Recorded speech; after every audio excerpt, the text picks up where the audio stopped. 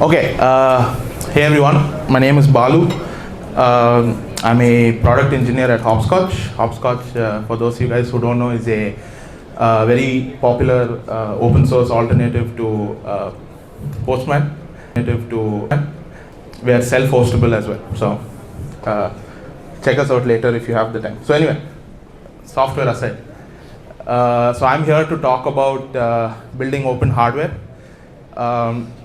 Using using free and open source software. So before I start, I'm just going to quickly breeze through all of this stuff. What is open hardware, right? So I got this definition from the Open Source Foundation. I don't want to butcher it, so I'm reading it out. Open hardware or open source hardware refers to the design specifications of a physical object which are licensed in a way that said object can be studied, modified, created and distributed by anyone, right? A bunch of words. The TLDR I would say is open hardware is hardware that is available for everyone to replicate, share, and do whatever they want with it basically. And I would like to add one caveat to that, which is it should be easy to replicate as well, right? Because it doesn't matter, you can't there's no point in having an open hardware if only select people can replicate the product, so select people can replicate the thing. And this is something a lot of popular open hardware projects do. This is something they do. So we'll talk about that later. So that is basically what I would define open hardware is. Some pretty popular open source projects. People just by raise of hands, does anyone know what these are?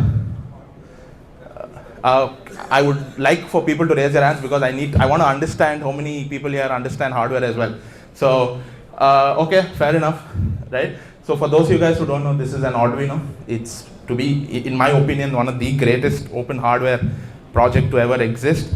And on the other side, you have Raspberry Pi as well, which is also a very popular open source thing. It's done a lot of stuff, but I personally have an issue with Raspberry Pis because they are technically not open source.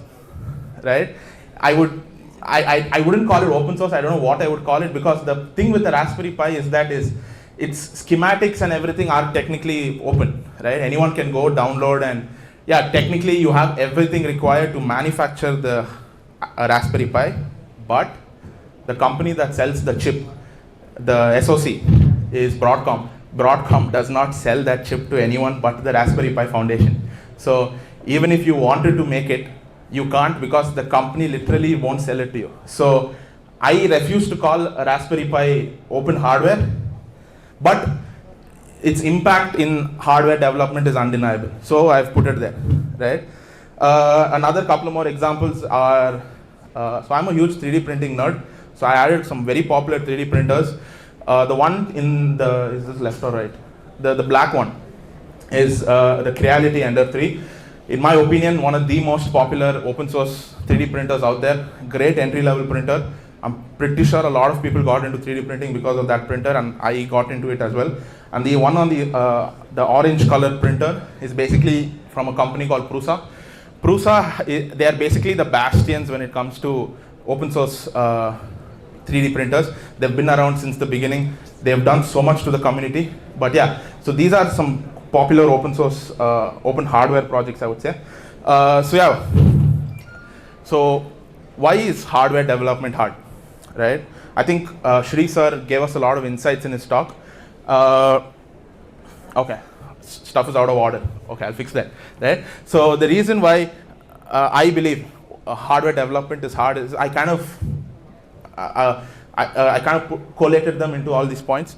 So there's a barrier to entry into hardware development. What I mean by that is just like how in order to write code, you need to own a computer. I would say to do hardware, you need to have some basic tools, right? You don't need them. When I got into hardware, I didn't have it, but having it will make the journey considerably easier. So I would say that as a barrier to entry, right? Okay, the basic essential tools. And also one more barrier to entry I consider is, like, if you want to know how to code, right, the bare minimum you need to know is how to use a computer, right? If you don't know how to use a computer, learning to code might be a little challenging. Not impossible, challenging. So just like that, hardware is the same. You need to know what a resistor is, some very basic concepts. You don't need to be an expert, but you need to be aware of what they are to make your journey a lot easier, right? Failures are oftentimes expensive, right? You connect 12 volts to something that is 3 volt tolerant, you just ruined a part, right? And yeah, fine, doing it once or twice, it's not a lot, but it adds up, right? And depending upon what part you fried, it could either be a very expensive mistake or a cheap mistake, but it is a mistake nonetheless, and it does cost you. And like Shri sir very well put, the hardware community in India is very small, and they're very closed as well, right? So it's very hard to find people like, Shri sir and all who are willing to talk and share their knowledge with you.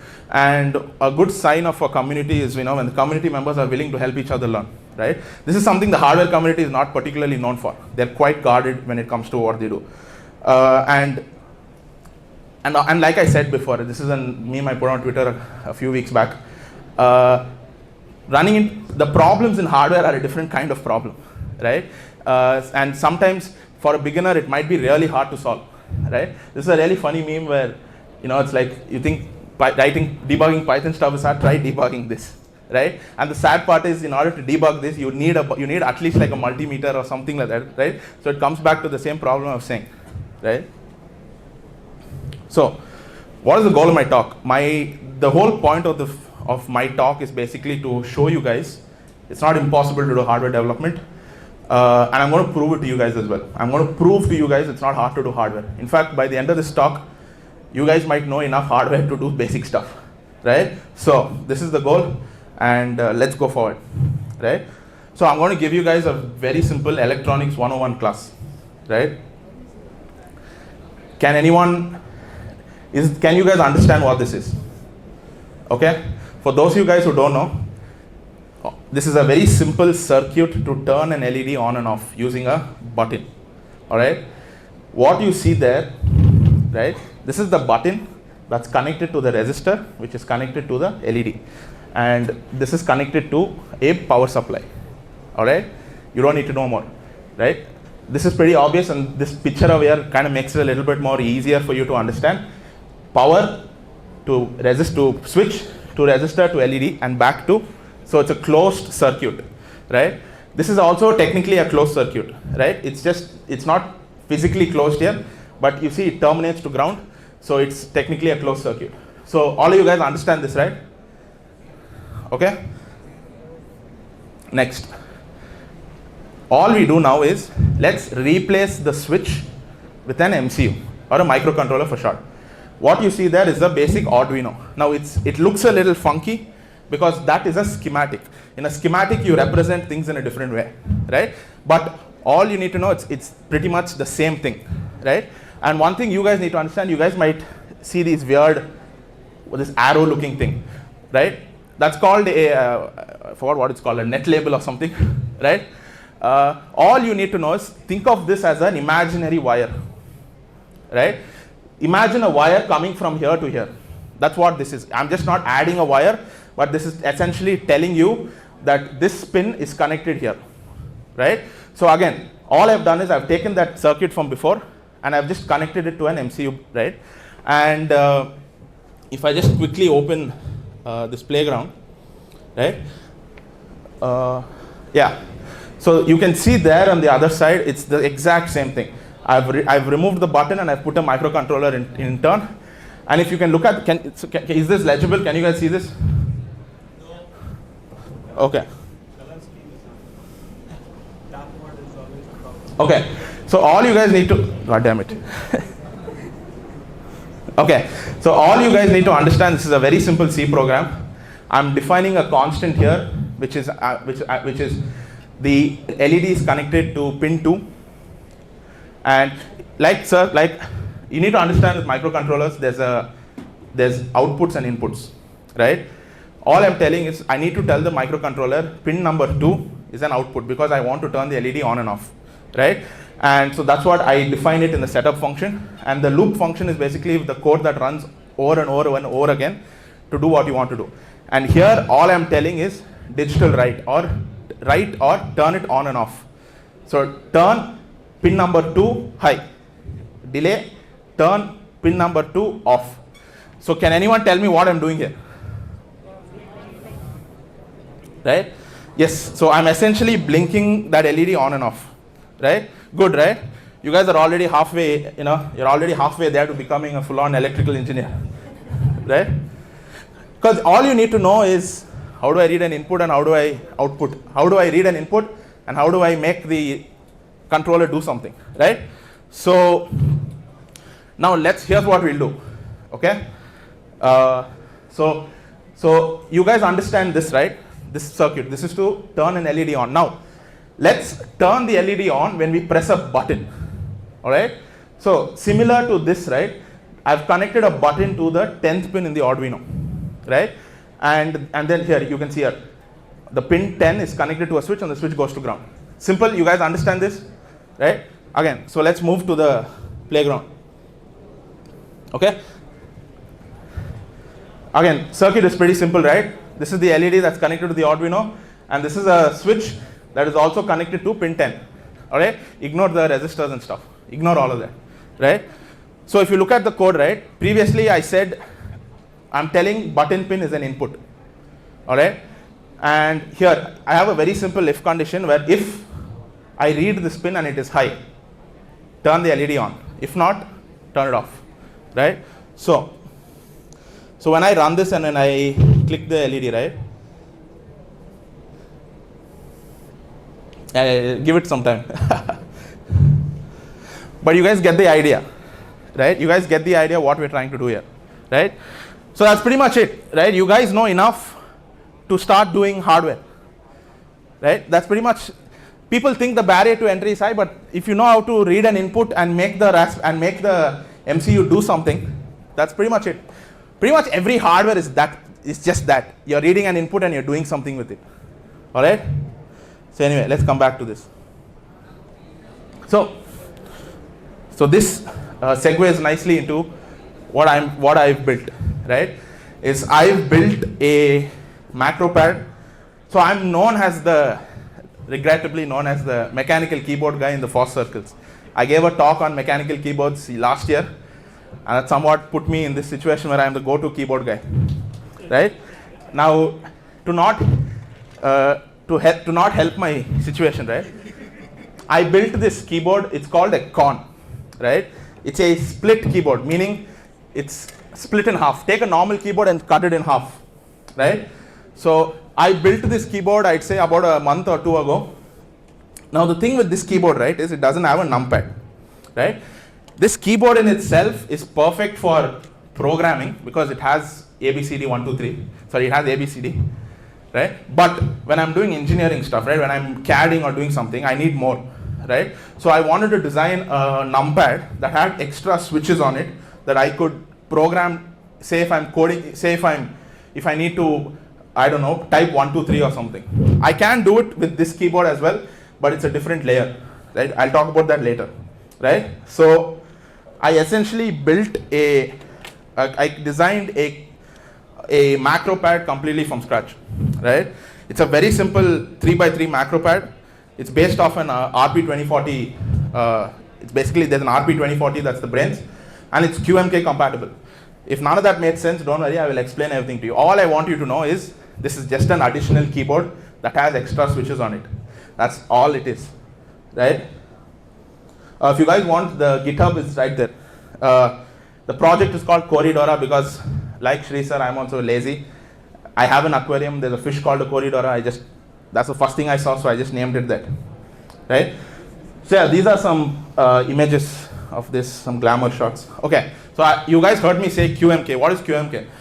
QMK, you can think of it as an operating system built for keyboards, right? So if you have a mechanical keyboard, QMK is basically an operating system for that, where you can go inside and program it to do whatever you want to do, right? You can add custom actions, macros. It is a very powerful tool which is completely open source that you can flash onto your mechanical keyboard to make it do whatever you want, right? So that's what QMK is, and RP2040 the 01 is the microcontroller that I'm using. That's the brains behind this. It's a very powerful chip. It's very small, right? And that's what I really like about it. It's really small and it's very powerful. So, and it's very cheap as well. It's like $600, which is quite good. Okay, so how did I build this, right? So, step one, now the way I built it can actually carry over to a lot of hardware projects, right? So, while I'm going to talk to you in the context of how I built the macropad, I want you to understand you can take these steps and apply it to pretty much any hardware project you can think of, right? So, the first step is I put it on a breadboard, right? For those of you guys who don't know what a breadboard is, you can think of it as it's just a board with holes in it, you plug stuff in, right? And you can use that to demo your circuits, see if your circuit connection is correct, whether you need to make any changes. So typically, most hardware projects start on the breadboard, right? You make your circuit, you test it out, you program it, you check if everything works, and if everything works, you move on to step two. So here you can see that I made a keyboard grid, which is basically the 3x3 grid, and I just the shit quality picture, but yeah. Okay. Step two is you design a PCB, right? So to design a PCB, I used a software called KiCad, right? Like Sri sir mentioned before, KiCad is a very popular open source hardware design software. You can use this to make PCBs. It is an incredibly powerful piece of tool, right? I know a lot of companies who are using proprietary solutions who switched over to KiCad because of how powerful it is, right? And it is very easy to get into KiCad. It's very easy. Like I'm pretty sure based on what I showed you, right, you can start understanding what this is. That is the microcontroller. These are switches that are arranged in a weird way, but you're essentially connecting the switch to one pin in the microcontroller. That's pretty much it, right? See you guys, I told you, right, the hardware, you just input and output, right? So it's a very simple schematic, right? So in KiCad, the way you do stuff is you design a schematic and then you design a PCB, right? So that is the schematic and okay, and so this is the PCB that I designed. All you do is the PCB is basically you take it, you just arrange stuff to look nice, you just arrange stuff, and that's pretty much it. So this is the PCB that is designed in KiCad, right? So where is that? Where's my presentation?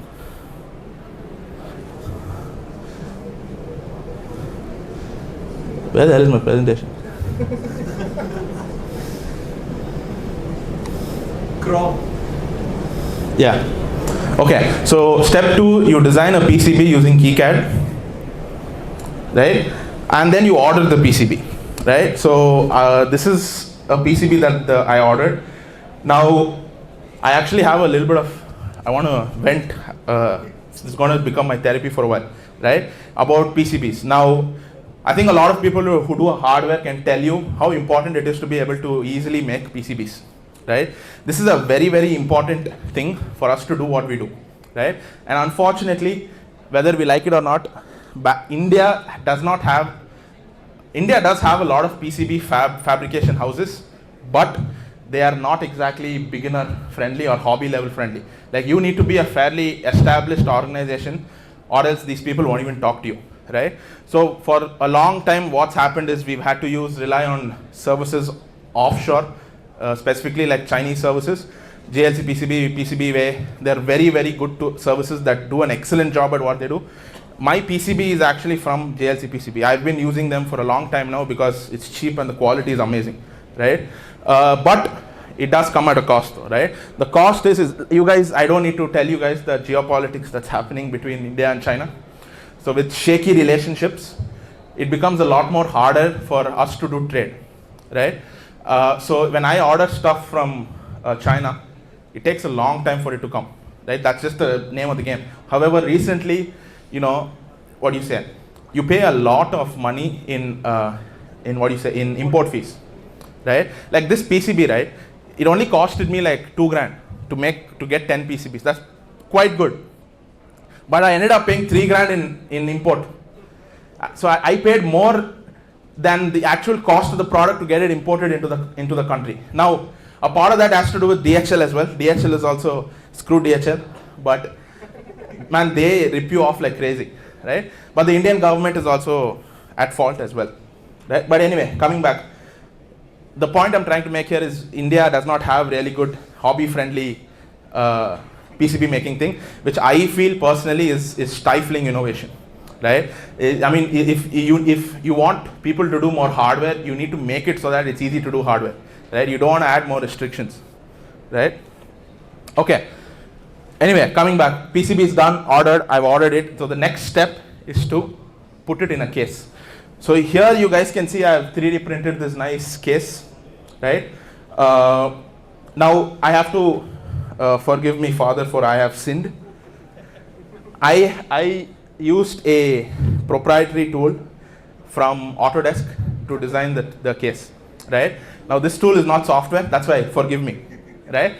Because the sad truth is that when it comes to open source CAD, we do have solutions out there called FreeCAD and OpenSCAD, but they are miles apart when it comes to the features they offer, right? I've been using Autodesk for a long time now, so I am more confident with this tool.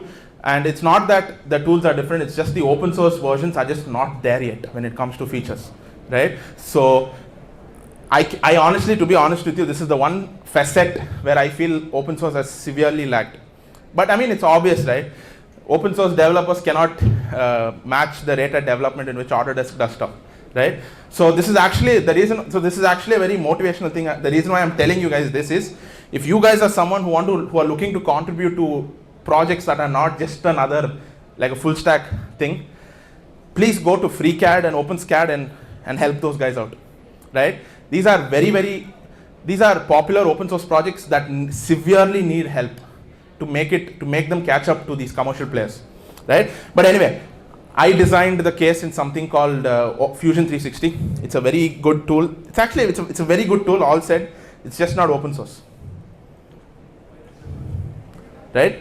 So yeah, once you put it in a case, you 3D print the case, right? So like I said before, I'm a huge fan of 3D printing. I have 2 3D printers at home, and I believe 3D printers are actually a very, very, very powerful tool to have in your arsenal. Like, I can literally think it and I can make it in like a couple of hours, right? That is like unbridled power if in the hands of the right person, right? Like, I thought of this and I have it, right? Like that is an incredibly powerful position to be in, right? So now, okay. So 3D printing, right? 3D printing is one good thing with 3D printing is the 3D printers in general. The domain of 3D printing is one where open source has been in touch with it since the beginning, right?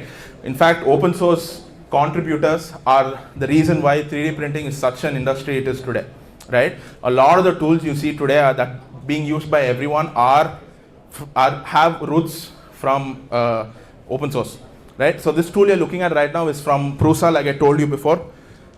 This is called a slicer, right? So we designed the part in Fusion, right? But the 3D printer cannot 3D print this part. So I need to convert this in a way that the 3D printer can understand and actually make the device, right? You do that in a process called slicing, and you do that in a software called a slicer. What you're looking at right now is a very popular open source slicer called Prusa Slicer. It's from Prusa, right? There are many closed sourced slicers that are based off of Prusa Slicer, right? So I use Prusa Slicer to do my thing. So all I do here is I import my design and then I slice it, right? Now the way a 3D printer works, right? A 3D printer basically takes one big object and converts it into slices, and then it prints the slice, and then it prints it on top of the other, right? So here you can see what a slicer essentially does. It just does that, right? It takes a model and it slices it down that the 3D printer can understand. And so if I go back to the Chrome is in another window, right? So if you guys can look at the time lapse, right? You can see it prints layer by layer by layer, right? And the slicer it generates those layers. So the 3D printer understands the slice file. It generates a file called G-code, right? A G-code is what the 3D printer understands. The slicer basically generates the G-code, right? And at the end of all of that is, I ended up with these macropads. Now these macropads are actually very powerful. It runs QMK inside, and the beauty with QMK is that you can configure it to do whatever you want, right? So just to show you guys, right? Again, I'm not going to explain this. This is like a little complex, but what happened? Right? Okay, so like I was saying, right? So just to talk about my keypad. My keypad has 9 switches. It has an OLED and a rotary encoder on top of that. So you can program this thing to do anything you want, right? You can program each of these to be macros. So say I have one where, if I press if I press this button, it basically, so if you want to CD, right? If you want to CD into a directory before you type ..cd ... right? Sometimes I work with very deeply nested things. So I have to type cd ... many times. So what I have done is I have this one thing, macro, when if I click on it, it prints ... dash, right? So I just type cd and then press this button a couple of times and it prints that. And it's quite easy to do that actually, right? The beauty with QMK is I can configure it. It's one C file. For as long as you know C or are willing to learn C, it's very simple. You just go and you can just program it to behave however you want it to behave, right? It is a very, very simple and very powerful tool. So these are just some glamour shots, and these are very powerful tools, right? Like I can program these switches to do whatever they want, and these are hot swappable, by the way. So for those of you guys who don't know, hot swappable basically means I can remove the switch and put in another switch, right? So these are hot swappable as well, right? But there's one very stupid thing I've done where if you want to program one of these, right? The RP2040 has a reset button you need to press if you want to flash the program onto this. Me, in my infinite wisdom, designed the case so that the RP2040 is in the bottom, right? So if I want to flash a new program, I basically have to remove the whole thing and then put it back in. But anyway, that's the beauty with open source, right? I can always work on V2, I'll fix it, right? So yeah, if you're interested in something like this, right? The mechanical keyboards are amazing, right? And this is the beauty with what I've done is you can do whatever you want with this, right? Like if you want any like crazy macropads, you can do it. You can build full-size keyboards with this. You can build anything you want, basically, right? With basically all the stuff I've told you before, right? So I just want to conclude by saying, let's do more hardware, guys, right? We have enough software. Let's do more hardware, right? Let's do more hardware. It's not hard, right? I showed you guys, right? Hardware is just reading an input and doing something out of it, right? You guys, it's not hard to do. Hopefully, let's do more hardware, right? So I'm just going to leave by showing you guys two very nice open source projects, guys, my friends have worked on. Is it loading? Yeah. So the one on the left is a project called Deutron. It's basically a 4-legged walker. Basically, it's like one of those spider walking robot thingies. Again, completely open source. Really cool robot to do. And the thing on the left is something called Lampy. Okay, the video is playing on my computer. It's not reflecting there. Okay, anyway, the one on the left is something called Lampy, which is a very simple. It's a lamp. It's fully open source. It's fully programmable. So you can make it do some really cool designs, and that it's fully 3D printed as well, right? The repositories to both of these are in my presentation somewhere. So you can find them and you can do it as well, right? Both of these tools are fully 3D printed, they use full open source hardware inside, and they're actually great beginner projects for you to do. They're not hard to do at all. Lampy in particular is like literally, you just need to connect 4 wires and 3D print stuff, that's it. Okay, the robot is a little bit harder, but again, not impossible to do, right? And some more hardware projects that I've done, okay. I don't have the full project here. How many here know what mechanism wheels are? Mechanism wheels, okay. So mechanism wheels are basically omnidirectional wheels. So these are wheels that are specifically designed so that robots or any vehicle using these wheels can move in any direction. So traditional wheels move in one direction, which is forward and back. So so it's one-dimensional motion. With omnidirectional wheels, you can move in two axes basically, right? So the wheels are designed in a very unique way to allow for two-dimensional traversal. The problem with omnidirectional wheels are they're actually quite simple once you understand what they are, but the problem is they're too expensive, right? To make omnidirectional wheels is pretty, once you look at them, you'll understand that they're fairly complex. So one thing I've been working on is to make a completely open source 3D printable omnidirectional wheel that is parametric. What I mean by parametric is you can go type, basically be like, I want a wheel that is 30 centimeters. You type it and it will generate a wheel that is 30 centimeters. Or I want one that is 4. Type it and you will get a file. So I'm working on, so this is not done, but it's not fully done, but this is an example of this. This is actually a very, very powerful thing, because for those of you guys who know that mechanism wheels are not cheap, they're very expensive, right? So this is a project to hopefully do that. It's open source as well.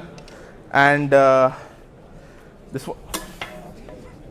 was my very first PCB. I made this years ago.